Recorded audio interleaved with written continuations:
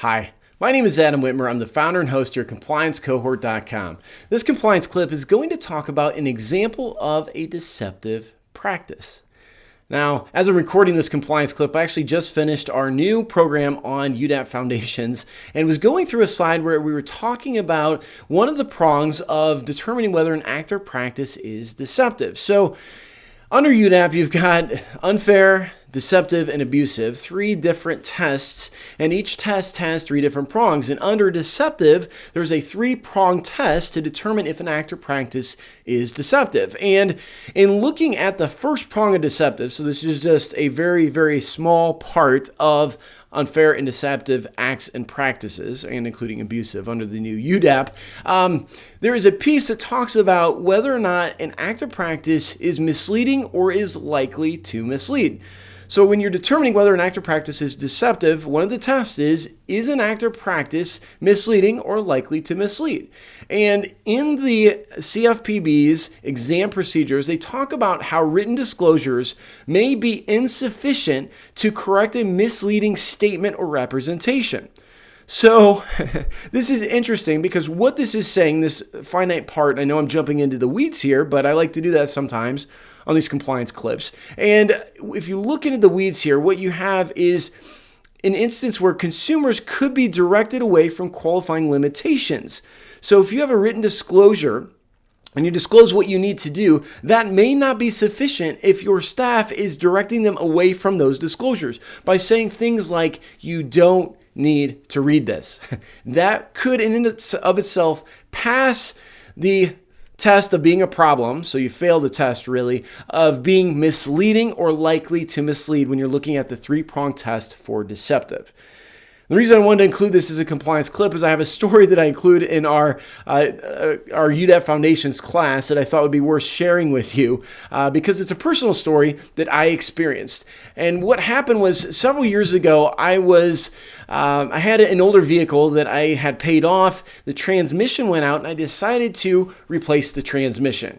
And so in replacing the transmission, I decided, instead of using my cash on hand, I decided to use the equity in the vehicle to get cash back. So I utilized a financial institution for this transaction. I called up and say, hey, I need a new transmission. The car's worth a lot more than what I need. They said, no problem. They did all the paperwork over the phone. And when I went into closing, I then met somebody for the first time at the closing desk. And this was a young lady who was probably in her early to mid 20s doing the loan closing.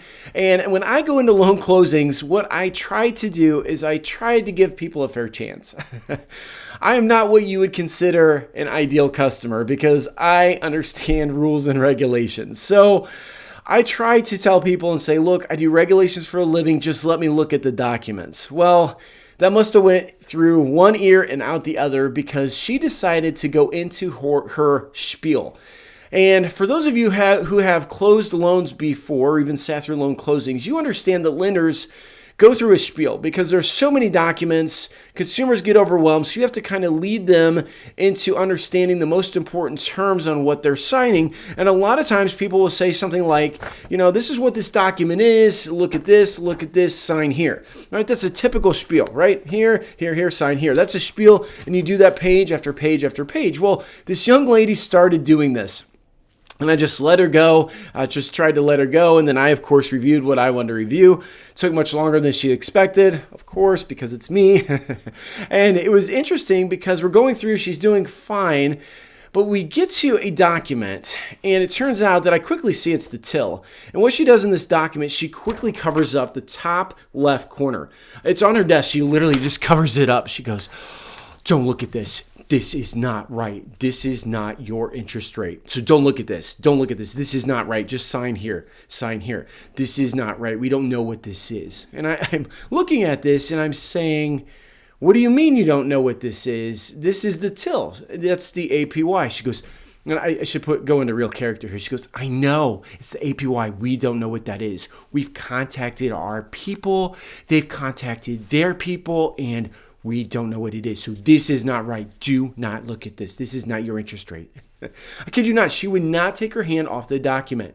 She would not remove it, and she wanted me to sign it without removing her hand. And I could tell this was the spiel she did every single time she did a closing, because she had no idea what the APR was. And I may have said APY.